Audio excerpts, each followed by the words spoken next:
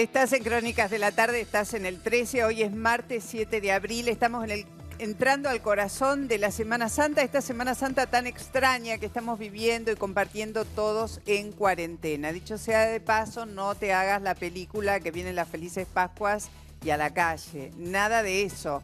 Se está evaluando cómo flexibilizar la cuarentena, pero atención, la cosa no viene fácil, no es que vamos a recuperar la calle.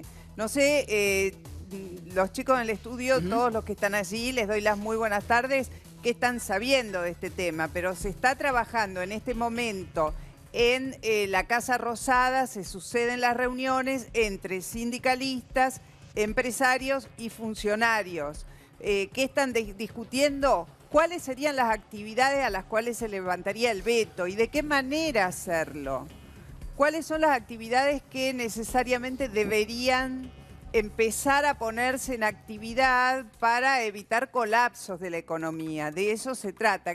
No sé qué información están manejando ustedes, pero hoy es un día clave, decisivo, en vísperas de entrar ya a Jueves y Viernes Santo. Es un día, Mónica, muy importante y en el gobierno estuvimos consultando con algunas fuentes, nos contaban que hay dos posturas. Por un lado, la del ministro de Salud, Ginés González García, que dice la cuarentena total se tiene que extender por lo menos hasta el 23 de abril. Y por el otro lado, Matías Culfas, que es el ministro de Producción, que dice, no se puede seguir extendiendo tal cual como está, sino que de a poquito, lo que vos decías, Mónica, hay que ir flexibilizando y hay que ir abriendo algunas de las industrias y algunos de los sectores comerciales para que esto empiece a crecer y la economía vuelva a transitar los carriles que estaba transitando antes de que empiece la cuarentena. Y vos hablabas, Mónica, de las reuniones en Casa Rosada. Y fíjate los nombres que estaban y ahí nos vamos a dar un parámetro de los o las actividades que podrían de a poco, lentamente empezar a volver a la normalidad. Fíjate, estaba Caló de la Unión Obrera Metalúrgica, estaba obviamente Héctor Daer de Sanidad. Todos sabemos que médicos, enfermeros están a la vanguardia de esta pelea por el coronavirus. Y después también estaba Gerardo Martínez de la UOCRA. Construcción y los metalúrgicos son, se cree, los que primero empezarían a transitar esta cuarentena light, como lo llaman en el gobierno. Bueno, está ahí con nosotros el doctor Diego Montes de Oca. Muy buenas tardes, Diego, ¿cómo estás? ¿Cómo andás, Mónica? ¿Qué pensás vos de esto de abrir? Ayúdame a pensar cómo sería el lunes si se abren actividades, porque me parece, yo tengo una duda, por ejemplo, el adulto mayor que vive con gente de otras generaciones, digamos, hijos, nietos, no sé, salen a trabajar y vuelven a la casa, se complica. Claro, desde ya, digamos, lo que hay que ver es una arquitectura de quién puede salir a trabajar y que justamente no contagie cuando vuelva a la casa a los adultos mayores. Entonces es todo un dilema. Desde el área de la salud uno siempre dice, y cuando le piden esta opinión, dice, y yo siempre prefiero un poco de más que un poco de menos, porque no sabemos todavía, lo peor todavía no vino. Si bien la curva, como vos bien sabés, está más o menos amesetada, por ahí dentro de unos días, y es lo que pasó en muchos países de Europa, de un día para otro se te dispara al doble de casos cada 2-3 días y no lo podés saber. Entonces yo creo que ser muy prudente y siempre priorizar la salud antes que la economía. Por lo cual yo... Bancame un ratito, bancame un ratito, Diego, porque esta misma pregunta se la vamos a trasladar y vamos a dialogar con él, con quien es una verdadera autoridad en materia de infectología, que es el doctor Eduardo López. ¿Cuál es su posición, doctor, en relación a este tema? Porque la verdad que estamos un poco preocupados todos, pensando que el lunes se abre, sale la gente a la calle y ¿qué puede pasar? Bueno, yo creo que la cuarentena no se va a levantar en su totalidad, sino que se va a ir flexibilizando a través del tiempo. La magnitud de cuánto se flexibiliza y a través de cuánto tiempo, bueno, va a depender un poco de las condiciones no solo del Poder Ejecutivo, sino también las presiones que hay por el tema de la economía. Desde el punto de vista personal, yo diría que la cuarentena hay 3 o 4 ítems que yo no levantaría. Uno son los mayores de 65 años, porque es la población más vulnerable, la que tiene mayor número de complicaciones y mayor mortalidad. Tampoco levantaría el ciclo lectivo, digamos, porque los chicos tienen posibilidad de transmitir, como también tienen que transmitir los jóvenes, la enfermedad, digamos. En tercer lugar, creo que los espectáculos masivos, deportivos, artísticos, congresos, cines, teatro, etcétera, tampoco lo levantaría porque se ha demostrado que en esos lugares, cuando se acumula población, especialmente en lugares semicerrados, francamente el virus se transmite con mucha facilidad, y como está demostrado en varios proyectos, quizás el más típico fue el partido de Atalanta-Valencia, pero también el casamiento de Uruguay fue exactamente igual, ¿no? Y por otro lado tenemos el tema que hay que ser cauto con los aeropuertos. Ahora, ¿qué actividades se tienen que abrir? Es muy difícil. Nosotros, como siempre preferimos privilegiar un poco una abertura más cautelosa y de la cuarentena, diríamos que una abertura muy holgada. Yo no estoy de acuerdo con ese concepto de la cuarentena light, por ejemplo, porque no existe. La cuarentena es cuarentena y uno la va flexibilizando. Así que hay algunas industrias que a mí me resultan más fácil que otras, pero es un tema que tiene que verlo.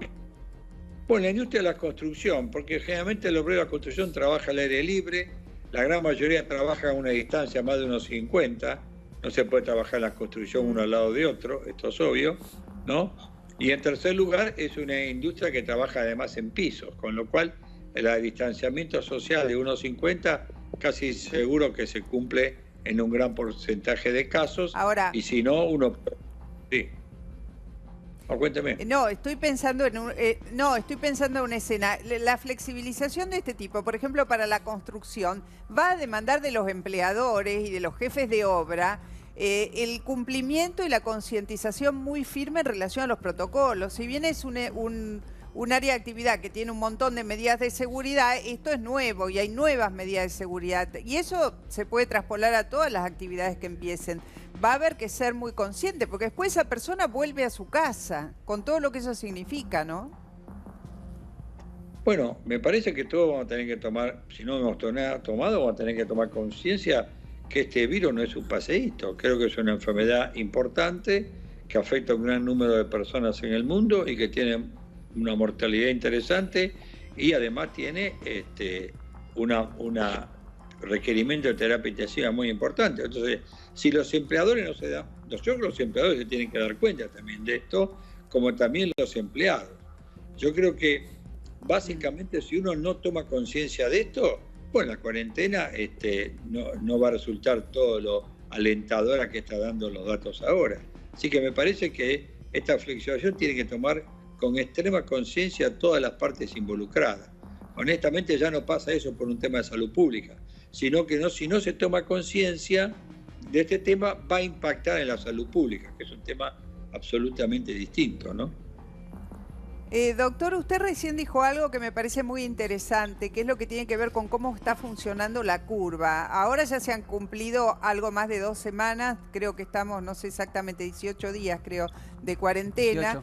¿El comportamiento de las curvas ha sido bastante alentador o es una falsa idea, un dato todavía que no podríamos celebrar, digamos? A ver, yo creo que la curva viene subiendo suavemente, sin ser una curva que duplica los casos cada 3-4 días, como ocurrió en los países donde prácticamente la pandemia se desmarró y se diseminó. En Argentina es una curva más bien suave, pero tenemos que estar muy atentos porque esto no garantiza, cuando uno va a ir flexibilizando la cuarentena, cómo va ocurriendo. Entonces creo que en ese aspecto la palabra que yo uso es alentadora. Es una curva que genera una buena imagen, pero hay que mirarla a través del tiempo. Yo creo que va a haber más casos, pero hoy por hoy los casos no se duplican cada 3-4 días, sino que se duplican casi hasta 10 a 12 días, que es un dato realmente poco frecuente, esto de la curva que uno ha visto en otros países, ¿no? Por eso, cuando uno dice, bueno, aumentemos el número de tratar de detectar más casos y testearlos, está dado básicamente para que uno detecte el individuo que con pocos síntomas transmita la enfermedad igual que si tuviera un enfermo internado. La cantidad de virus que elimina a un individuo con pocos síntomas es prácticamente igual que un individuo internado, para poder a ese individuo aislarlo y sacarlo del circuito de la comunidad, con lo cual usted evita que ese individuo no contagie a 2 o a 3 más, y así se va haciendo el dato. Si uno no testea, diríamos, uno cree por ahí, puede dar una falsa imagen de que está uno tranquilo y por ahí el virus sigue circulando en la comunidad. Creo que aumentar un poco los testeos no es una crítica, sino es una sugerencia para estar seguro de que estamos en el buen camino. Por eso digo que la cuarentena ha sido positiva, creo que se tomó en un buen momento, pero si ahora vamos a ir saliendo, no solo el tomar conciencia de los empleados y empleadores, sino también tenemos que tomar conciencia desde el punto de vista de la salud pública para tratar de testear y aislar rápidamente a los que tienen escasos síntomas, que desde el punto de vista epidemiológico transmiten el virus de la misma manera que los que están internados, ¿no? Doctor, bueno, los compañeros del piso, sí. Quería preguntarle porque hoy la cifra arroja 338 recuperados. ¿Cuál es el tiempo de la enfermedad, si hay un aproximado, de la enfermedad en el paciente? Digo, ¿son 14 días? ¿Puede tardar más la recuperación? ¿De qué depende? Porque todavía en teoría no hay un medicamento que la combata. Correcto, es una buena pregunta. En general, el tema es así. Para la enfermedad benigna, habitualmente el periodo es de 7 a 10 días, ¿está bien? En el cual usted le da el alta, diríamos, porque habitualmente después del día 10, si usted quiere hasta el día 14, ya prácticamente no tiene virus en la garganta, y por otro lado ya los síntomas fueron muy suaves y no contagian, ¿está bien? Y por otro lado, la enfermedad más grave, la enfermedad que uno está obligado a internarla, el periodo de convalecencia es más largo, se habla de 20 días hasta un mes. Obviamente el paciente que está en terapia intensiva es mucho más larga, pero la forma común, que es el 80% de los casos, entre 10 y 14 días usted le da el concepto del alta, ¿no? Perfecto. Doctor, quería consultarle por lo que acaba de mencionar con respecto a los testeos, algo que tanto se está hablando. Si uno se fija en las cifras del mundo, es muy impresionante la comparación entre los testeos que hace Argentina y otros países. Por ejemplo, Estados Unidos hizo 1.800.000 testeos, Alemania 1 millón de testeos, son países del primer mundo, es verdad, pero por ejemplo Chile acá al lado hizo 55.000 testeos para 18 millones de personas, de chilenos. Nosotros hicimos 10.000 testeos nada más para 45 millones de personas. ¿Por qué se hacen tan pocos testeos? ¿Por qué se testea justamente tan poca cantidad de gente? ¿Es problema de logística? ¿Es problema de que tenemos poca cantidad de kits de testeo? ¿Cuál es el inconveniente con ese punto? Yo creo que las causas son múltiples, algunas que se pueden explicar y otras que, bueno, habrá que analizar un poco más esto. Sin embargo, la clave, por eso, la clave es obvio, ¿no? Si usted muestra los datos que tiene Chile y demás, es obvio que nosotros tenemos que mejorar. Por supuesto que hay colegas que consideran que los testeos nuestros son suficientes. Yo personalmente, ¿por qué insisto con los testeos? Porque hay dos medidas que reconoce todo el mundo como efectivas en esta pandemia, que es las cuarentenas, tomando todas las medidas al unísono y en forma restrictiva, y la otra es los testeos. Los testeos tienen un rol que es esto: detectar el caso benigno, con poca sintomatología, pero que igualmente contagia. Entonces, si usted hace esto y lo detecta, usted lo puede aislar y es un individuo menos que contagia a la comunidad, pero no a la comunidad en general. Un individuo que está enfermo por este coronavirus COVID-19 puede contagiar entre 2 y 3 personas más. Cuando usted esto a su vez lo multiplica, que esas 3 puede contagiar otras 3, usted se da cuenta fácilmente que esto le hace un crecimiento exponencial. Entonces, esto es el objetivo del testeo, claro. Y por eso es la diferencia que yo hago. Yo en esto me parece que estoy siguiendo las recomendaciones de los países que han tenido éxito en parar la cuarentena, como es Corea del Sur, o como es Japón, ¿no? O como es Alemania. Eduardo, ¿cómo estás? ¿Cómo Diego se hace Montes de Oca. para testear a un... perdón. ¿Cómo andás, Eduardo? Diego Montes de Oca, agradecerte que hablamos casi todos los días. La pregunta que te hago es la siguiente. Dos, en realidad. La primera es, el uso de los barbijos caseros que tanto se ha hablado y en base a la experiencia que hay en Corea, que lo toman como una herramienta muy importante, sumado a lo que dice el CDC de Estados Unidos, ¿recomendás que la gente se haga un barbijo casero? ¿Qué tal, Diego? Bueno, ¿hola? Sí, lo escuchamos, doctor. ¿Nos escucha, doctor? Doctor, lo estamos Tenemos, Mónica, un escuchando pequeño perfectamente. problemita ¿Usted ahora me escucha bien? ¿Hola? De audio. Sí. Doctor, ¿nos está escuchando? Estamos hablando con el doctor Eduardo López. Usted no nos está escuchando. Probablemente tenga un problema de auriculares. Mónica, doctor, no nosotros lo estamos, Bueno, ¿deberíamos interrumpir la comunicación y que resolverlo? ¿O cómo sí, hay que ahora lo están en el control tratando de resolver y retomar la comunicación. El doctor Eduardo López está en la mesa de trabajo de la Presidencia de la Nación a la hora de recibir la información que el presidente necesita para tomar las decisiones. Piensen ustedes que hoy Alberto Fernández, más allá de lo que ustedes consideren, de cómo está llevando no vamos a entrar en nada de la política acá, pero está tensionado por dos cuestiones. Una es la que tiene que ver con lo que le dicen los infectólogos, que casi todos coinciden con el doctor López, de que hay que salir de manera progresiva, segmentada, muy cuidada de la cuarentena. En realidad no salimos de la cuarentena, estamos incorporando nuevas actividades eximidas, que es otra cosa. Eso por un lado. Y por las tensiones de la economía. En este momento, como les decíamos, están reunidos empresarios, sindicalistas, y cada uno quiere que su sector empiece a funcionar. Y la verdad es que todos los sectores no pueden empezar a funcionar. Y fíjate, yo le quería preguntar al doctor López, ojalá... perdóname. ¿Está? No está todavía. Yo le quería preguntar, no es que se lo voy a preguntar, ¿está, doctor? Sí, perfecto. Ahí está. Bueno, retomemos un poquito la comunicación, ordenamos un poquito. Le quería preguntar, ¿cómo se hace para testear asintomáticos? ¿Se los elige aleatoriamente? ¿Se parte de algún indicio? ¿Cómo se haría esta tarea? En primer lugar, no tiene mucho sentido testear a los asintomáticos, a los que no tienen ningún síntoma. La propuesta mía y propuesta que ha hecho otros países es testear a los que tienen pocos síntomas. Un poco de fiebre con dolor de garganta, un poco de fiebre con tos, un poco de fiebre con... Que en el fondo, parte de esto está dentro de la ampliación de casos que dio hace unos días el Ministerio. Ahora, en teoría, con esta ampliación de casos, uno debería tener más individuos candidatos a ser testeados. Y es lo que no estamos logrando, ¿está bien? Pero la gente dice que llaman a tal número... Claro. No, los asintomáticos usted no puede testearlo. ¿Por quién testeó? ¿A Mónica Gutiérrez, a Diego Montes de Oca, a Eduardo López o al camarógrafo? ¿Me entienden?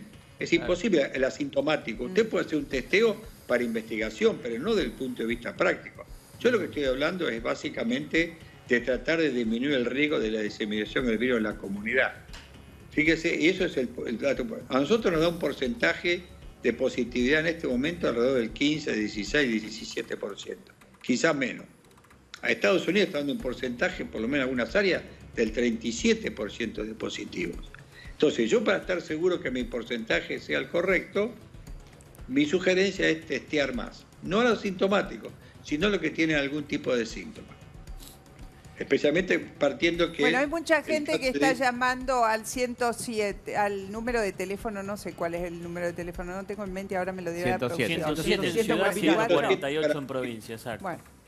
Exacto. Hay gente que está llamando y que dice, tengo un poco de fiebre, tengo un poco de esto, y dicen, bueno, quédese tranquilo dentro de 4 días. Por el momento no se está atiborrando de testeos a la gente Bueno, a mí me parece que justamente lo que tenemos que mejorar es eso, Mónica. Tenemos que mejorar esto. Ahí, Eduardo, ahí se cortó la pregunta que te hice y te quería hacer referencia a que Corea le da mucha importancia a lo del barbijo y en este caso el barbijo casero. ¿Cuál es tu recomendación? Yo personalmente creo que el barbijo tiene una necesidad de uso en el equipo de salud y en el paciente enfermo o el paciente sospechoso que uno le va a hacer el testeo, ¿está bien? Por otro lado, si la comunidad quiere usar barbijo o si quiere un barbijo casero o bufanda o chal o pasmina para cubrirse cara, la boca y la nariz, yo no tengo problema que lo usen. El CDC inclusive dio un video cómo preparar un barbijo casero y eso lo están haciendo porque tienen miedo que los barbijos comunes no alcanzan en Estados Unidos, ¿está bien? Ahora, hay cada día más información, pequeños datos de información que el barbijo o algo de protección para la cara podría tener algún rol en evitar la diseminación de esta enfermedad. Por lo cual yo creo que si la gente tiene interés en usar algún elemento que le proteja nariz y boca, yo no tengo problema. Francamente me parece que es una polémica que no alcanza. El CDC lo recomienda, el CDC de Singapur lo recomienda, el CDC de China lo recomienda, y la OMS ha hecho una declaración que es piensa que el barbijo no tiene rol, pero tampoco descarta su uso. Así que en ese aspecto me parece que es una polémica que no vale la pena continuarla a la luz de todas las otras cosas que necesita esta pandemia del COVID-19 hacer, ¿no? La última pregunta... López, mire, está con sí. Perdón, la última pregunta de mi parte es para la gente que trabaja en oficinas, que está 8 horas a 2 metros de distancia, pero están en un ambiente cerrado. Ahí, ¿qué le recomendamos? ¿Barbijo sí versus barbijo no? Bueno, hay que recomendarle varias cosas. En primer lugar, el lavado frecuente de manos y en segundo lugar, el pasaje de agua con lavandina en un trapo embebido en la zona donde trabaja y no compartir nada con la secretaria de al lado, por decir, aunque esté 1,50 m. ¿Está bien? Si vos me decís, si la distancia social es lo que todo el mundo reconoce que es el elemento clave para esto, y la pandemia es la distancia social más perfecta. La cuarentena es la distancia social más perfecta, es porque todo el mundo se tiene que quedar en casa. Entonces, si esa persona quiere agregar alguna cobertura facial, llámese máscara facial, barbijo casero, barbijo común, etcétera, lo puede hacer. El distanciamiento social y no compartir objetos comunes ni estar apoyándose sus dedos en el escritorio de enfrente son las mejores medidas que uno puede hacer. Cuando uno estudia distanciamiento social y máscara, el primer impacto básicamente es distanciamiento social y en menor medida el barbijo.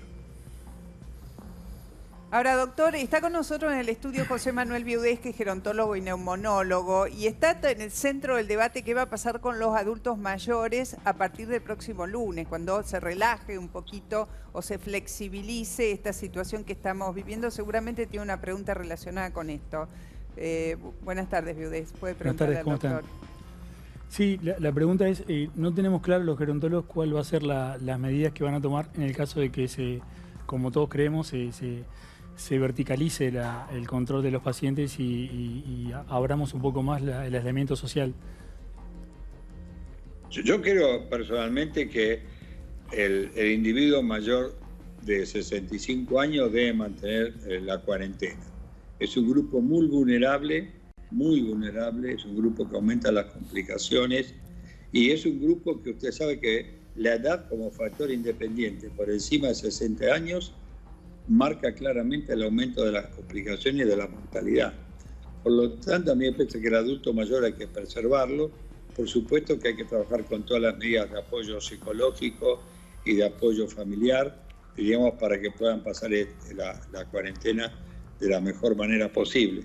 Pero ese es el grupo que a mí realmente más me preocupa en este aspecto, ¿no? Junto con la vacuna de neumococo y de gripe, que seguramente también se le habrá indicado. Me parece que que se flexible la cuarentena para ese grupo de edad, me parece que en esta instancia no es lo mejor, ¿no? Una pregunta más. Bueno, de hecho, doctor, hoy se estaba, tiene que ver con lo mismo y seguramente vas en el mismo sentido.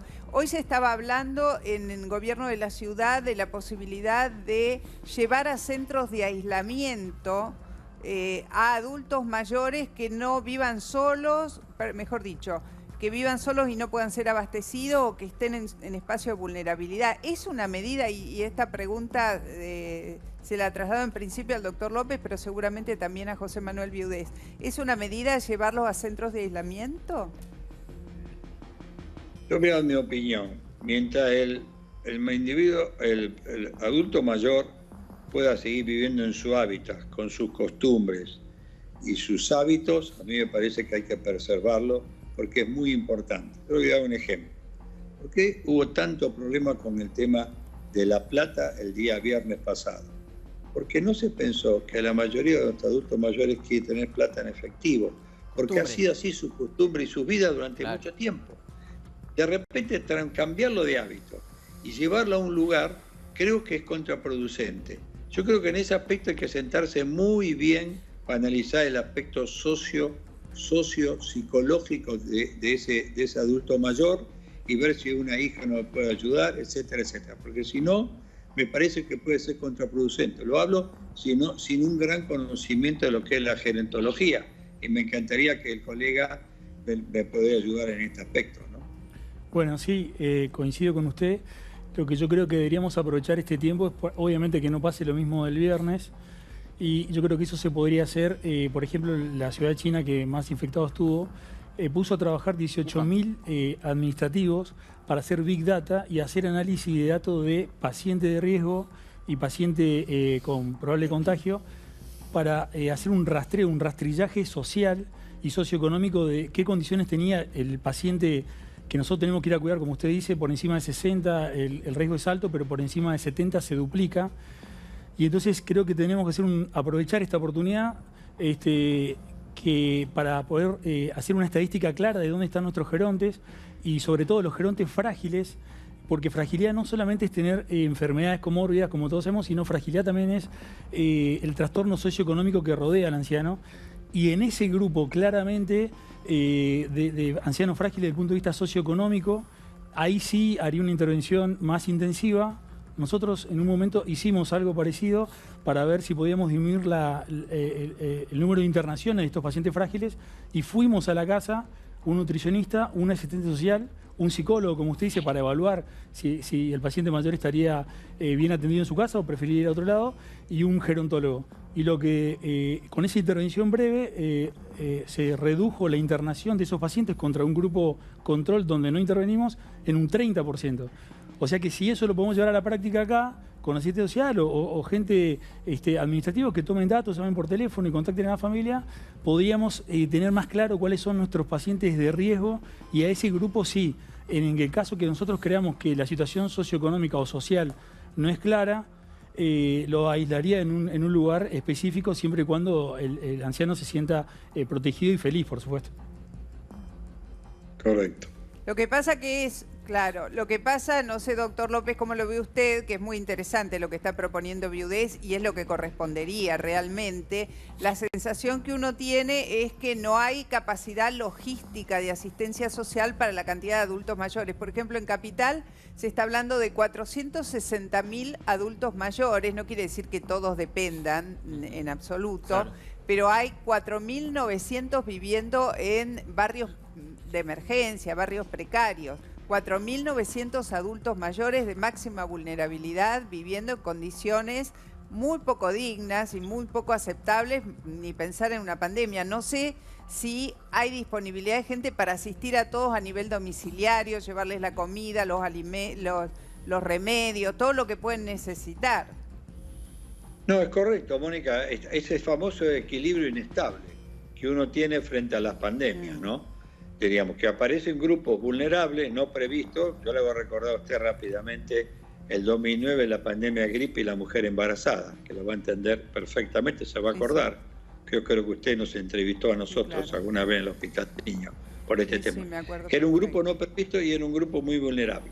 Acá están apareciendo una cosa muy rara que no estaba previsto, que es cómo impacta en el adulto mayor esta enfermedad.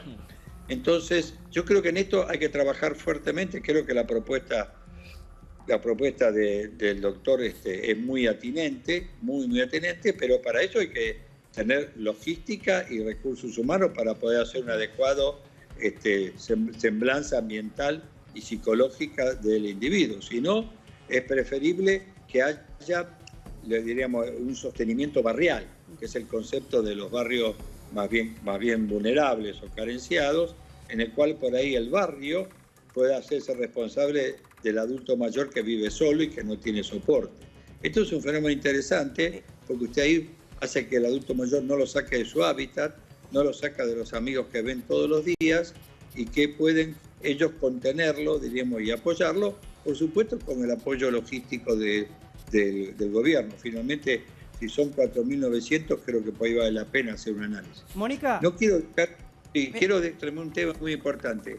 Uno de los temas muy críticos que tuvo España y que tuvo el estado de Washington en Seattle es los geriátricos.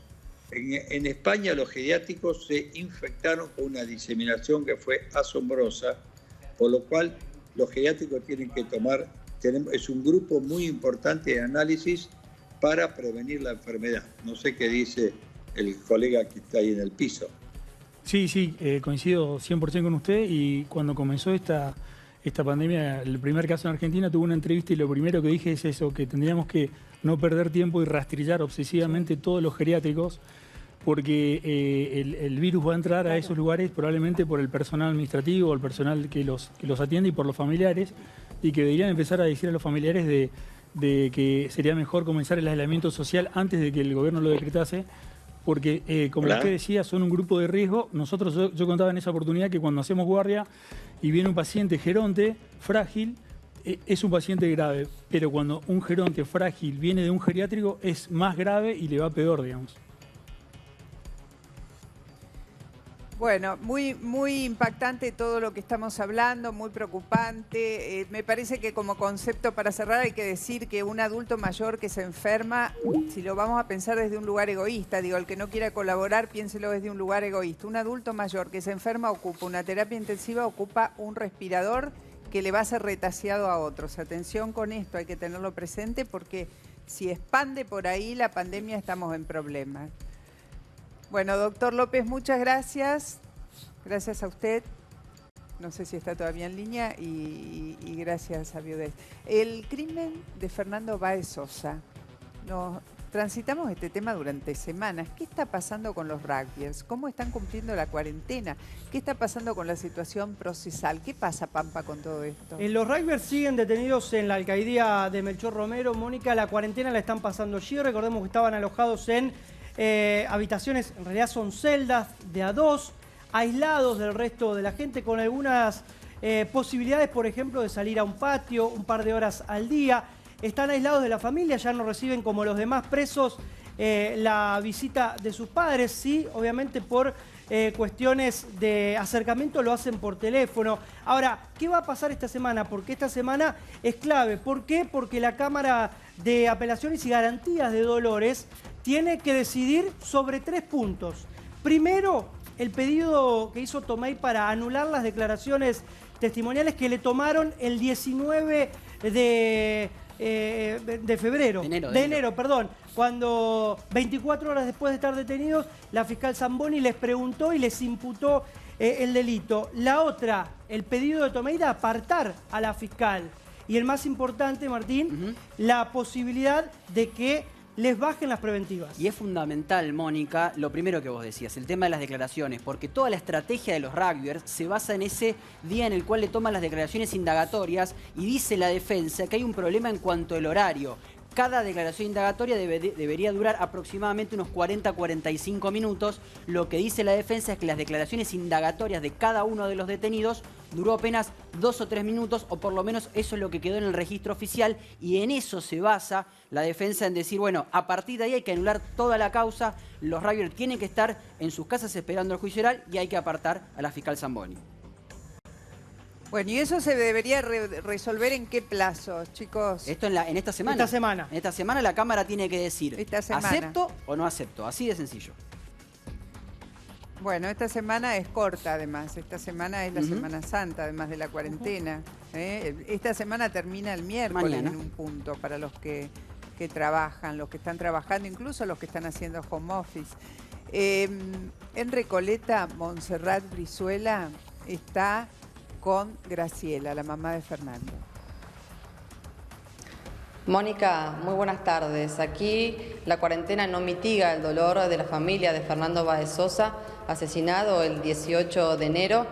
Y aquí estamos cerca de cumplir el tercer aniversario de ese brutal crimen y por eso nos ha recibido muy amablemente Graciela, su mamá, quien busca mantener viva la memoria de su hijo y obviamente pedir justicia. Ella te está escuchando, Mónica, así que le voy a pasar el micrófono para mantener la distancia.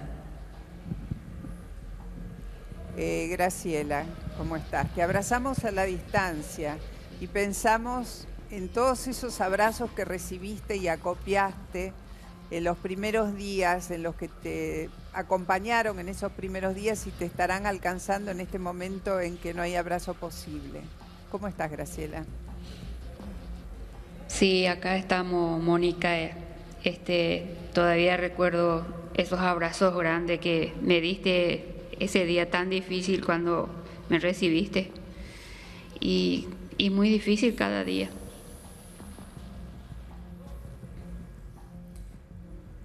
¿Cómo va corriendo este tiempo de cuarentena para ustedes? ¿Cómo están conectados con los abogados? ¿Están siguiendo los temas? ¿Cómo o se han recluido en el silencio? Se les adelantó ese duelo en soledad, ¿no? Que era el espacio público y los medios y el poder compartir con todos nosotros ese primer momento podía haberse prolongado más si no fuera por esta cuarentena. ¿Cómo la están pasando? ¿Cómo es la vida en el día a día con Silvino? Contanos lo que quieras. Sí, la verdad que es muy difícil sobrellevar esta cuarentena, más con la tristeza que tenemos por la pérdida de nuestro hijo y al no poder salir o compartir con otra gente este momento es muy difícil. Cada día sentimos que extrañamos demasiado a Fernando. Hay días que amanezco sin ganas de seguir, ni siquiera para levantarme. Mi marido hace todo lo posible para ayudarme y también hay días en que él le pasa lo mismo y tratamos de ayudarnos los dos y seguir adelante. Fernando nunca regresará y tenemos que ser fuertes. Sí, la verdad es que la cuarentena los agarra, los sorprende en un momento tan difícil, los deja, como decía al principio, sin la posibilidad del contacto físico que es tan importante en estos casos.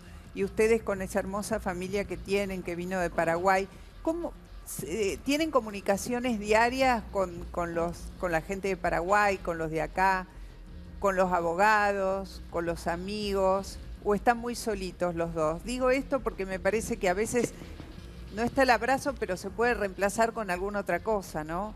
Una comunicación permanente, telefónica.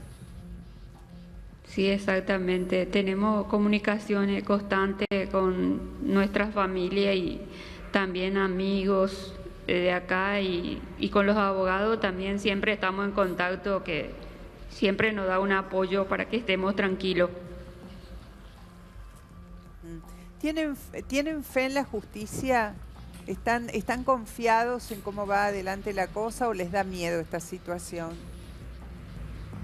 Sí, estamos confiados en que se va a hacer justicia, pero el miedo es algo que todos tenemos, así que hay momentos en que tengo muchísimo miedo. Estamos esperando lo que dirá lo de la Cámara y lo tengo en la mente todo el tiempo. Ojalá que se resuelva y sea favorable para nosotros, que no le den domiciliaria. Yo creo que no tendrían que darle ese privilegio a mi hijo, nadie me lo va a devolver y ellos lo mataron a sangre fría. Nosotros estamos muerto también en vida. Lo extrañamos mucho a nuestros hijos. Ellos tienen hasta el privilegio de recibir a su familia, de poder abrazar, hasta festejar su cumpleaños. Nosotros ya nada, solo tristeza. Graciela,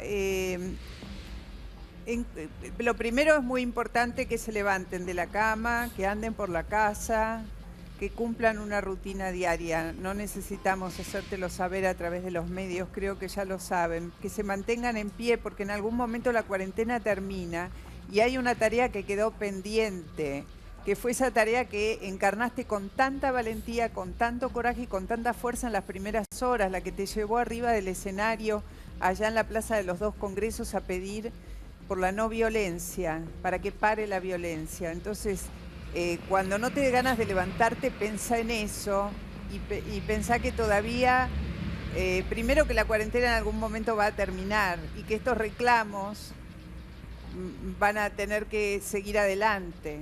A lo mejor podés usar las redes que te ayuden a comunicarte desde ahí, a tener contacto con esa gente que te va a dar el abrazo simbólico, ¿sí? No aflojen, no aflojen. Sí, tratamos de, a través de las redes, seguir pidiendo justicia por mi hijo y no me voy a cansar nunca de seguir pidiendo. Esto no puede quedar en la nada. Hay muchas familias que pasaron por lo mismo y a veces te comentan y te dicen que han quedado impunes.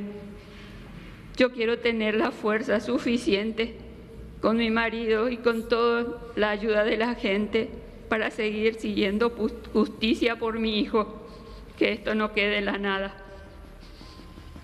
Justicia es lo que quiero.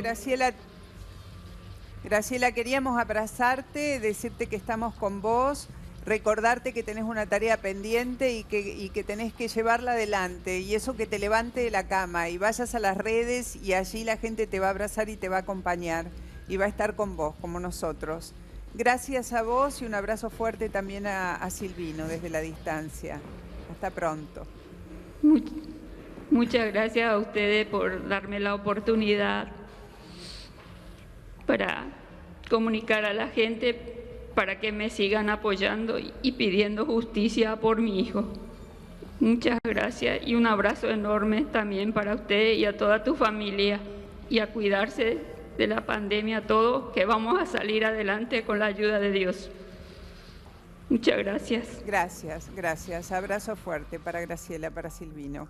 Bueno, vamos a una ronda de noticias. ¿Un primer condenado por violar la cuarentena, Pampa? Sí, Mónica, las leyes se interpretan. Lo vimos con el surfer o con el joven que venía en el barco de Uruguay, que fueron liberados, fueron excarcelados. Sin embargo, hay otros fiscales y jueces que hacen las cosas como se debe. Por ejemplo, en La Pampa, un hombre fue condenado a 6 meses de prisión efectiva domiciliaria. ¿Por qué? Porque en 24 horas no salió una vez, sino 2 veces. Rompió la cuarentena 2 veces en menos de 24 horas y en un juicio abreviado, el fiscal con el juez se pusieron de acuerdo, la defensa aceptó y este hombre de 37 años va a pasar los próximos 6 meses detenido en su casa.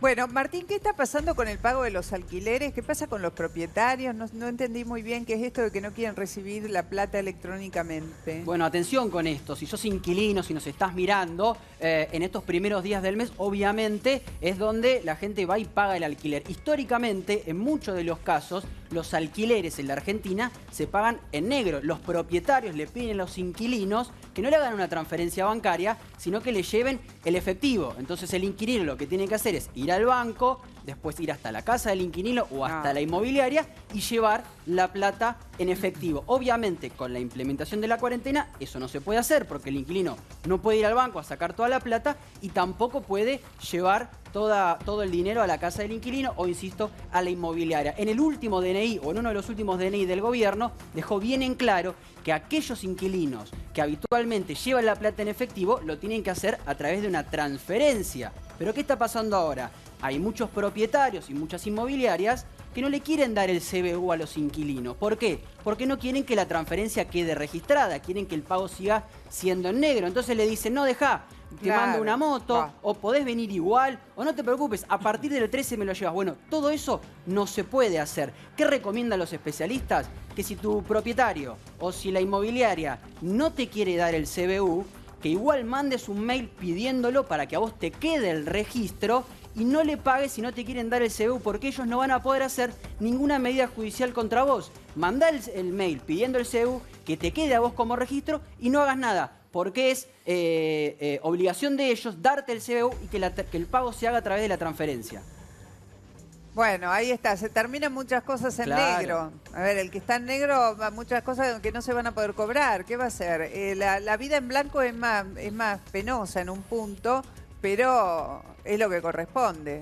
A ver, Nacho, ¿analizan salir de la cuarentena en horarios laborales escalonados? ¿Es una de las posibilidades? Sí, exactamente, Mónica. Es una de las tantas medidas que se analizan para empezar a realizar a partir del 13 de abril. ¿Qué se busca con esto? Que no haya un pico de personas en el transporte público cuando salen de sus trabajos, a eso a las 6 de la tarde. Lo vemos todos los días, todos los años, cuando están en subte, en los colectivos, en la estación de trenes. Así que si sos una de las personas exceptuadas a partir del 13 de abril que tiene que salir a trabajar, estate atento a los horarios porque van a cambiar para que justamente no suceda esto y se siga respetando, ¿qué cosa, Mónica? Esto de que viajen de manera sentada, que estén sentados cada una de las personas que van a ir en los transportes públicos. Bueno, el miedo a que se colapsen los transportes, ¿no? Que haya largas colas, que haya largas esperas. Lo que pasó hace poco, claro, en Retiro, exacto. Sí. Hay un asesor del gobierno que le está pidiendo a la gente que no compren barbijos. ¿Por qué, Pampa? Porque tienen miedo de que escasee este bien pero muy importante para los médicos, sobre todo para los médicos y aquellas personas que están atendiendo enfermeros, todo lo que tiene que ver con la cuestión sanitaria. ¿Quién es el que lo pide? Tomás Orduna, es uno de los tantos médicos que está aconsejando el presidente Alberto Fernández, como el doctor López, que hablaba con nosotros recién. La Organización Mundial de la Salud primero dijo una cosa, ahora se desdijo. Primero dijo que no servían los barbijos, ahora parece que es recomendable. Lo cierto es que este doctor, reitero, Tomás Orduna, que es especialista en la materia, le pidió por favor a la población que utilice los tutoriales que hay para hacer tapabocas caseros, para no ir a la farmacia y no dejar a los médicos y personal de sanidad sin esta herramienta que es tan importante hoy. Bueno, atención, hoy es el Día Mundial de la Salud, es un día en el que deberíamos celebrar, homenajear y abrazar a nuestros médicos también, a los paramédicos, a todos los que sostienen la situación sanitaria. Ahora aparece otro médico discriminado, otra denuncia, otro médico que le está pasando mal. Es el doctor Leandro Goñi, que entiendo está en línea. Doctor. Sí, ¿qué tal? ¿Cómo le va? ¿Qué tal? ¿Cómo le va? ¿Qué le pasó? Cuéntenos. Usted es obstetra, ¿no? Tal cual. Yo soy médico obstetra, trabajo en un consultorio en plena zona de Recoleta. Yo me dedico exclusivamente a la atención de embarazadas. Hago lo básico de ginecología, pero básicamente hago embarazadas de todo tipo. A raíz de que empezó la reclusión de las personas con la cuarentena, he optado por suspender casi todas las consultas rutinarias, dejando nada más que aquellas urgencias y aquellas embarazadas que estaban al final del embarazo, tomando todas las medidas de precaución que se puedan tomar. Desde alcohol en gel, desde tener pocas pacientes, desde licenciar a la secretaria mía que tiene mayor de 65 años. Y pese a todas esas medidas que he tomado, tuve por parte del edificio, tuve el rechazo por medio del chat, diciendo que era una medida totalmente arbitraria, que sí o sí tenía que cerrar el consultorio, que realmente les importaba nada a las pacientes que se vayan a atender a otro lado o que se atiendan en un hospital municipal. ¿Eso le escribieron? ¿Eso se lo dejaron Sí. escrito, se lo hicieron saber? ¿Cómo fue? No, eso lo dejaron por escrito. Fue todo escrito por medio de chat del mismo edificio. ¿Usted le Junto con respondió? eso, Porque la lo verdad que hice que... fue mandar una nota explicando todo lo que había hecho, pensando que, bueno, con eso iban a reflexionar y con eso iban a cambiar, y mucho menos o mucho más lejos de lo que yo pensaba, siguieron una segunda tanda de estos mensajes, incluyendo el de amenazar o de increpar al administrador para que sea el que tome la medida de la clausura del consultorio. A ver, la realidad es que si usted está ejerciendo su profesión, que es la obstetricia, en una especialidad donde no hay posibilidades de patear la pelota para adelante, la mujer que está embarazada en este momento sabe que su proceso sigue, que merece toda la atención del caso, que tiene que ser atendida y que en un determinado momento, antes o durante o después, va a ir a parar a un centro médico con un parto. Merece una protección especial de no tener que exponerse antes. Exactamente, que eso fue un poco la idea y fue lo que yo le manifesté a los inquilinos. Y ellos quieren que usted cierre su consultorio directamente, que no atienda a las mujeres, que las mande a un hospital, a un sanatorio, a que se atiendan en un consultorio de turnos rotativos. Formalmente lo que pusieron entre los escritos es que no les importa, pero que salgan de este consultorio, que salgan de este departamento.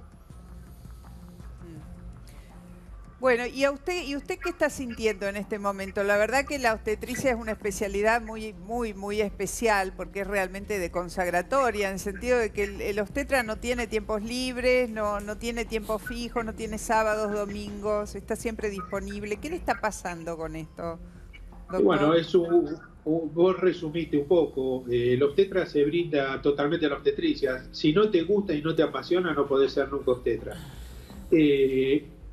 Yo la verdad me siento triste, a veces te sentís medio desolado, porque no solo es un sacrificio de uno el seguir atendiendo, el seguir haciendo el ejercicio de la medicina, sino de toda la gente que uno quiere, que la compromete en esto, mi familia, la gente que está conmigo en forma permanente. Son sacrificios. En este mismo edificio que estamos hablando viven mis padres, y yo mis padres hace 20 días que no los veo. ¿Por qué? Por respetar la cuarentena, porque ellos son una población de riesgo, porque yo soy también una población de riesgo. Entonces, que de golpe gente te manifieste esto, la verdad que da mucha tristeza. Igualmente, yo siempre digo lo mismo, a veces en el miedo la gente hace cualquier cosa. Sí, bueno, dicen que es el peor de los consejeros, el miedo. Con miedo nos ponemos todo en zona de vulnerabilidad. Bueno, doctor, nada, lo acompañamos en este día. Ojalá pueda seguir atendiendo a las parturrientas y a las embarazadas que van allí, que a pesar de estar en cuarentena tienen un proyecto maravilloso que es traer vida a este mundo y merecen estar recontra cuidadas. Así que gracias y nada, y los vecinos del edificio tienen que saber que respetando ciertas normas básicas en los espacios comunes, está todo bien, limpien los picaportes, limpien los ascensores, los displays, porque el ascensor en sí mismo no es una zona de riesgo si uno no sube amontonado con otro. Así que, nada, adelante, igual doctor. tengo una planta baja, ni siquiera toman el ascensor. Peor todavía. Ah, bueno, peor. Es cuestión de limpiar un picaporte, de eso estamos hablando. Exacto. A ver, el panel del ¿cómo se llama? Del portero eléctrico. Del portero eléctrico y el picaporte, nosotros. con un trapito. Además, vamos a recordarle a la gente de los edificios de propiedad de departamento que cuando entren, cuando salgan, limpien, no esperen que venga el encargado del edificio. Si hoy nos estamos todos limpiando nuestras propias cosas, no se les va a caer ningún anillo. Agarren un trapito con lavandina, salen con el trapito en la mano y entran con el trapito en la mano de vuelta. Es todo, no es tan grave. Gracias, doctor. No, por favor, gracias a usted. ¿Qué otro síntoma? Vamos a hacer una pregunta a nuestros invitados en el piso, el doctor Montes de Oca, que nos acompaña ahí firme, y el doctor José Manuel Viudés, gerontólogo y neumonólogo. ¿Qué otros síntomas raros puede tener una persona con coronavirus? Se habla mucho del olfato, de la prueba del vinagre, ¿puede ser? Sí, Mónica, digamos, acá nos llegan preguntas de cientos de personas que se nos están mirando en este momento y te dicen, doctor, yo tengo esto y esto, ¿tendré coronavirus? Entonces, para nosotros es clave aclararles cuáles son los síntomas que podés tener si tenés coronavirus. De todas las preguntas que tenemos, la mitad, la de las personas, creen tener coronavirus. Entonces vos nos estás mirando y estás convencida que lo tenés. Entonces, ¿cuándo te van a hacer el hisopado? Solo si tenés fiebre, dolor de garganta, dificultad para respirar o tos. Pero hay otros síntomas que son importantes. Primero, el dolor de cabeza. El dolor de cabeza fuerte puede estar acompañado de este proceso de coronavirus. Después, con respecto a los estornudos y tener mocos, eso no tanto. Eso es más de resfrío, no es tanto de coronavirus. Ahora, está muy descrita la mialgia. ¿Qué quiere decir la mialgia? ¿Viste que a vos te duele todo el cuerpo, todos los músculos? No te podés levantar de la cama. Además tenés fatiga que decís, yo no puedo ni levantar un vaso. Eso sí puede ser síntomas de coronavirus. Y lo que vos comentabas, la anosmia. Hemos tenido pacientes jóvenes, por ejemplo, te cuento que empezaron un poquitito de malestar 2 días, al tercer día perdió el olfato. Se pudo testar por una cuestión epidemiológica y tenía coronavirus positivo. Se describen también algunas cosas, a veces tuve un poquito de fiebre y dolor de espalda. A veces el dolor de espalda, sobre todo en la zona de los pulmones, también puede ser dudoso. Entonces, si vos tenés todas estas cosas, siempre preferimos que llames de más a que llames de menos. Llamar 107 o al 148 porque, como dijo el doctor López, la idea en el futuro es testear no solamente lo que hay ahora, sino cada vez con síntomas que son no los clásicos, pero podés tener coronavirus. El testeo, doctor, por lo que recién quiero decía... preguntar... Perdón, Mónica, sí, adelante.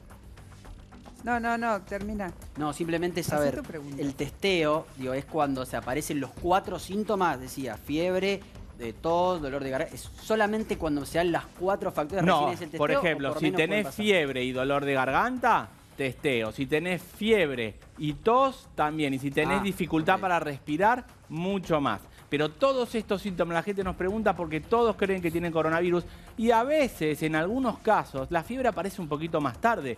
Por eso a la gente le decimos, ante la duda siempre preguntá, tené tu médico de cabecera y quédate tranquila. Por eso, llamá, hinchá, preguntá, que tu pregunta no molesta. Bueno, yo tengo una pregunta, no lo va a molestar tampoco para el doctor Viudej. Cuando uno va a asistir a un adulto mayor, muy mayor, hablo de gente de más de 80, 90, tiene que entrar, tiene que acercarse, está bien la distancia de los 2 metros, no puede entrar a la casa. ¿Cómo es la cosa cuando uno está asistiendo a un adulto mayor, a un padre, a un hermano? Nosotros lo hacemos todos los días. Ayer vi pacientes. Lo que nosotros le pedimos a la familia antes de ir a la casa es que traten de tener aireada la habitación donde vamos a ir y nosotros sí le pedimos a este grupo enfáticamente que usen tapabocas y máscaras. Quisiera tomar el atrevimiento de decir algo que es muy importante, que me parece que está trayendo problemas. El problema es que tenemos que diferenciar los 2 términos. El barbijo es un elemento médico y eso ya está descrito. Lo que nosotros tenemos que recomendar es los tapabocas o las máscaras, y que incluso la CDC ya tiene un tutorial para hacerlo. Y entonces, eso sí, yo sería enfático, porque estamos hablando del grupo que más se va a morir, 20%, y que tenemos por ahora pocas herramientas científicas que demuestren que haya algo que podamos hacer, como tratamientos antivirales o la hidroxicloroquina. Por ahora no hay ningún trabajo taxativo. Entonces, ¿qué nos queda por hacer? Aislamiento social absoluto, lavado de manos absoluto, usar tapabocas. Los familiares y el abuelo, si sale, lo ideal es que no salga, pero nadie le está diciendo, por ejemplo, en las escenas del viernes pasado, lo que yo más levantaba era que la mayoría de esos abuelos no tenían ni siquiera tapaboca, y sin embargo, fíjese lo que es la mala información, no solamente que estaban todos juntos, pobre, sino que estaban juntos con jóvenes que me ha contado una enfermera, que han compartido colectivos con jóvenes que probablemente no hayan cumplido el aislamiento.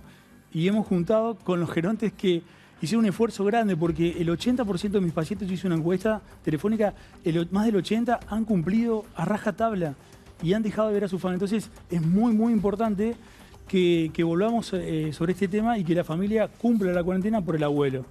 y la distancia social, el médico tiene que usar barbijo, yo uso barbijo, lo tengo conmigo, y el paciente tiene que usar tapaboca y mantener por las dudas la distancia. Mónica, hoy a las 17 se va a reunir Alberto Fernández con Larrete, con Kicillof, justamente por esto que hablábamos de cómo se va a llevar adelante el cuidado a adultos mayores a partir del 13. Y le quería consultar al doctor Montes de Oca, se habla que va a ser una campaña de vacunas antigripales para los adultos mayores. Exactamente. La importancia de esto, doctor. Es clave, y esa también es una de las más preguntas. A partir del jueves se empieza a vacunar a todos los mayores de 65 años. Llega la vacuna de la gripe y de la neumonía y se va a hacer en escuelas la mayoría. Sacaron las vacunas del hospital y eso es muy importante. ¿Y cómo lo van a hacer? Por documento. ¿Cuándo empieza? El jueves, todas las mujeres que tengan el documento que termine en 0. Entonces, ese día, todas las mujeres, documento en 0, le van a decir a dónde tiene que ir a vacunarse, va y se vacuna contra la gripe y contra la neumonía. Los mayores de 65, como excelentemente decía recién el doctor, son los que más riesgo tienen. Se duplica el riesgo de mortalidad por década, por lo cual esos son los que más tenemos que cuidar a vacunarse. Bien. Diego, una pregunta. ¿Los mayores de 65 años que van a entrar dentro de este programa tienen que ser afiliados al PAMI o con la sola presentación del documento y la edad ya se ponen en la fila y obtienen su vacuna? Todos los que tienen PAMI, lo ideal es que lo hagan como lo hacen todos los años, que es generalmente a través de las farmacias. Entonces, esto generalmente es para el que no tiene PAMI. Obviamente que si va uno de PAMI lo va a vacunar igual. Pero si tiene PAMI, que use el mecanismo que siempre usa, que generalmente es su farmacia. Por lo cual, así se distribuye un poco la vacunación y lo que hay que evitar, sobre todo, es que no vayan todos juntos para que no se viva y cuidemos a todos los abuelos, ¿no? Lo que no se viva lo del viernes pasado. Estoy pensando que en los adultos muy mayores, y en esto me puede ayudar Viudez, los adultos muy mayores, los de mayores de 85, 90 años, en la Argentina hay... Tengo entendido que, a ver, doctor, probablemente usted tenga el dato, más de 10.000 personas que tienen más de 100 años, ¿puede ser? Más de 10.000, sí. Sí, con respecto a eso quería acotar algo. 15.000, sí. Perdón, quería acotar algo. No deberían ir a una cola. Claro, eso quería decirles que me parece importante. Nosotros trabajamos en empresas domiciliarias y tenemos mucha experiencia. La verdad que este grupo tendríamos que hacer una excepción este año y el Estado tendría que contratar, obviamente, vuelvo a lo mismo, tendríamos que hacer un Big Data y hacer análisis de todos estos pacientes que son los que más tenemos que cuidar. O sea, si vamos a gastar recursos y energía y tiempo e innovación, es en este grupo, no en otro. Eso lo sabemos claro, las estadísticas son claras. Entonces, deberíamos mandar personal de salud a la casa de los abuelos que tengan más de 80, por ejemplo, porque es muy riesgoso el camino que va a recorrer hasta la farmacia, hasta la escuela, y recordemos que el riesgo en este grupo es muy alto. Déjame decirte que en el gobierno de la ciudad eso está previsto, se le va a informar, por lo que me comentaron dentro de poco, que va a haber también vacunación en domicilio ante estas situaciones que vos planteás. Excelente, me preocupa. Yo sé que la capital está muy bien organizada, me preocupa. Acordémonos que tenemos un país muy federal, muy grande, y tenemos que ser enfáticos con eso. Esos abuelos, para mí, no pueden ir a una cola normal, es un riesgo alto que vamos a correr. Bueno, es cierto lo que está diciendo. También es cierto que Cava tiene una población muy envejecida, Sí. Un alto nivel de adultos mayores por sobre la población en general. Hacemos una pausa brevísima, seguimos hablando de este y de otros temas.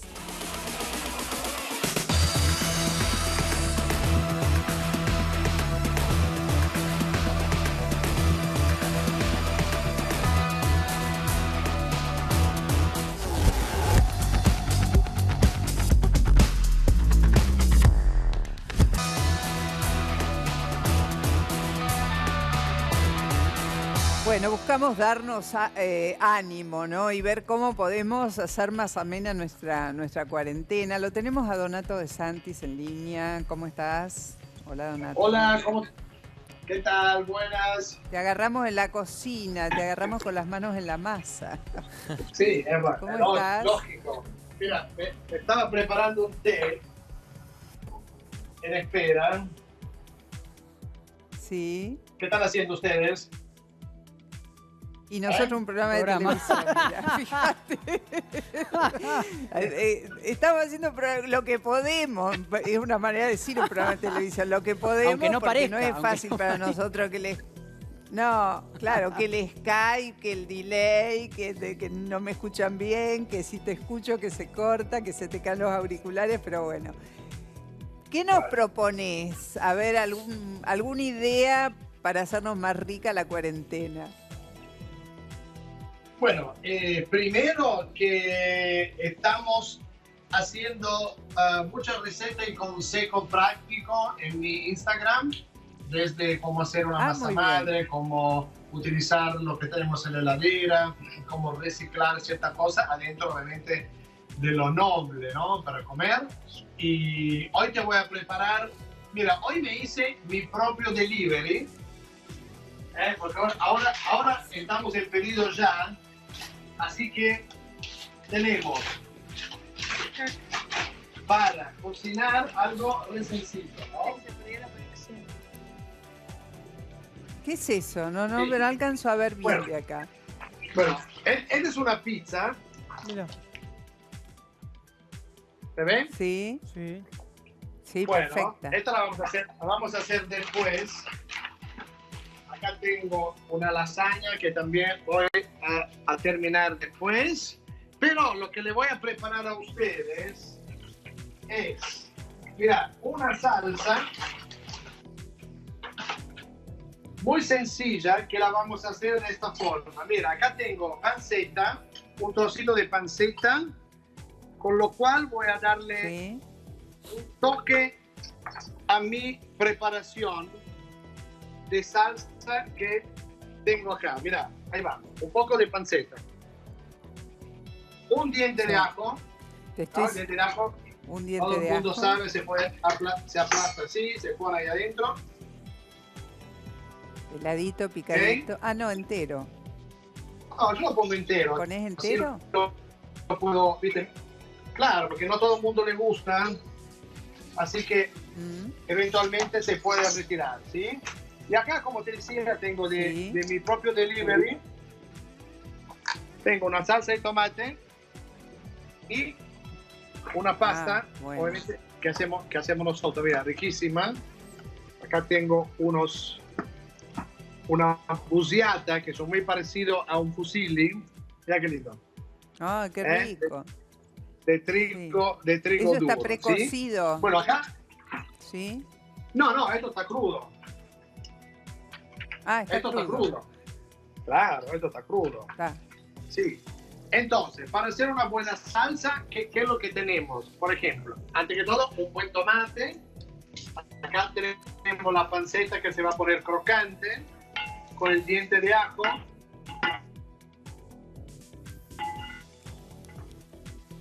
Me imagino que Pampa, Martín y Nacho están tomando nota de eso, ¿no? Por supuesto.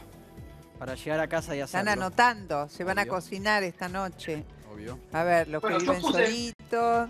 No creo que nos salga como Donato, pero bueno, vamos a hacer el intento, Donato. Yo puse panceta, pero, por ejemplo, si uno quiere, puede ser también, viste, de la heladera, puede ser también, qué sé yo, unas anchoitas. Qué rico. ¿No? Para darle gusto personalizado. Livianito. Qué rico. Qué rico. Y acá le vamos a poner un toque que es un aceite aromatizado con ají picante, ¿ven? Sí. Para esta salsa, ¿ven? Ahí. Entonces, ponés la panceta, ponés un diente de ajo pelado, ponés el aceite aromatizado, obviamente no le ponés aceite antes porque la panceta tiene su propia grasita que se va consumiendo, revolvés bien en el teflón. Okay. Y cuando está tostada, puede ser, digamos, así o un poquito más. Mientras tanto tenemos la pasta para que se pueda cocinar en agua. Mira, yo acá estoy haciendo, son digamos 2 porciones, ponele, ¿no? Y tengo una cierta cantidad de agua. el agua tiene que siempre ser abundante. O sea, que acá tenemos una buena proporción. Cuanto más pasta cocinamos, es... Sí. Voy a decir una cosa que es obvia, pero me corregís y digo mal. La pasta hay que ponerla cuando el agua esté hirviendo, ¿no? Exacto, por esto está haciendo tiempo porque el agua no está hirviendo. No, porque no, hay gente que mete el agua fría con la pasta y que hierva. No, hay que esperar que el agua hierva. Cuando el agua está bien bullente, tirás la pasta, ¿sí? Exacto. Estoy viendo como que una vez que... ¿Cuánto de cocción tiene esa pasta tuya? Esta tiene 3 minutos, 2-3 minutos máximo, ¿sí? Entonces, lo que vamos a hacer ahora, ponemos la salsa de tomate. Fíjate, ahora lo que voy a hacer es pongo un poquito del agua de cocción acá para recuperar toda la salsa de mi paquete, ¿sí? Ahí, ¿ven? Así ya tenemos, le pongo un poquito más antes de poner la sal, así tengo una buena consistencia, ¿ven? ¿Por qué hago esto? A medida que se va calentando, reduce, y después cuando le pongo la pasta, obviamente va a absorber más, ¿entienden? Ah, ok. Entonces, la pasta la colás y la metés en la sartén donde ya está la salsa prehecha. Perfecto. Exacto. Una vez que está la... Ahora pongo solamente el agua sin sal, ¿no? Para que cocine bien. Mirá que tenemos 4 minutos de programa, ¿eh? Tenemos que terminarla antes de los 4 minutos, pues si no me quedo con hambre. Bueno. Ahí va. Estoy apurando la cocción. Que me llamaron un minuto antes, yo agarro lo que tengo en la casa. Ay, bueno. Te agarraron distraído. Esto es tele, Donato. Estamos haciendo un programa de televisión, te cuento. Ahí va. Vamos con Ahí está. la pasta en el agua. ¿Okay? Sí. Yo le pongo la tapita para que vuelva a hervir rápido. Y prácticamente acá ya está lista, ¿ven? La salsa ya está lista.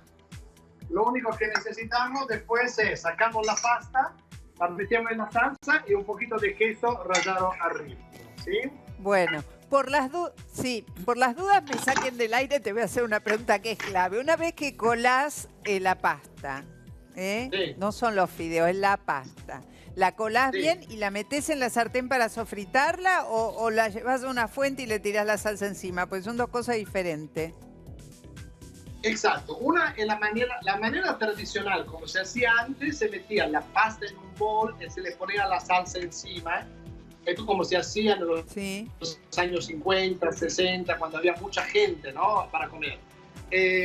Hoy se utiliza más el método de, como vos dijiste justamente, de retirar la pasta del agua y ponerla adentro de la salsa, ¿sí? Ahora esto le falta 1 minuto de cocción, pero como estamos apurados, la idea es poner... Ah, bueno. Y después la terminás de cocer un poquito ahí en la bueno, le estás apurando, la saco. Ahí va. Pero tiene buena mano, Donato, porque es un cocinero nato. Piña. Tiene buena mano ahí, Donato. Ahí va. Está buenísimo. Sí. La dejo terminar de cocinar acá adentro, ¿sí? Sí. Si la sacás se fue. Se me fue. ¿Dónde está? Ahí está buscando algo. Ahí está, ahí volvió. Aceite. Fui a buscar aceite de olivo. Ah, bien. Sí. ¿Qué pinta tiene eso, Donato? Yo me inyecto a cocinarme un fideíto ahora. Qué bueno. Bien. Qué bueno, rico. prácticamente ahora va a seguir cocinando acá adentro y después queso rallado arriba y ya estamos, ¿eh? Ahora voy a rallar un poquito acá en un plato. Buenísimo. Donato, danos tu dirección de Instagram, así seguimos sacando recetas de ahí y cosas para entretenernos. Dale. ¿Cómo es tu dirección en Instagram? Dale, la dirección es Donato De Santis, así tal cual, sin dobles. Y también puede ahora pedir por pedido ya, que tenemos los platos listos para comer o listo para hornear. Así que ahí se pueden divertir también. Bueno. Bueno, ahí está el menú completo. Yo te voy a buscar en Instagram y voy a ver si puedo aprender a hacerme mi propia comidita, ¿no? Le doy la... chico. Qué timing para terminar. Sí. Mira cómo se pone cremoso acá. ¿Viste? Con el almidón de la pasta. La consistencia.